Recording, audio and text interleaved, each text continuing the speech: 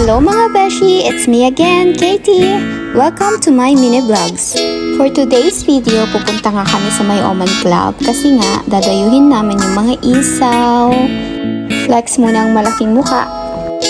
Ilananghap nga namin niwas na yung hangin kasi ang lamig-lamig, ang sarap ng hangin doon. At syempre, ito na nga yung pinunta namin, my favorite, kwek-kwek and isaw. Hinahanap ko nga yung dugo pero wala. Hindi pala sila nagbibenta dito ng dugo. Namiss ko pa naman yung dugo. Char. Anyways, okay lang, may isaw naman. Maaga nga kami mga beshi, 7 pa lang kaya ayan, nagpa-practice pa lang sila.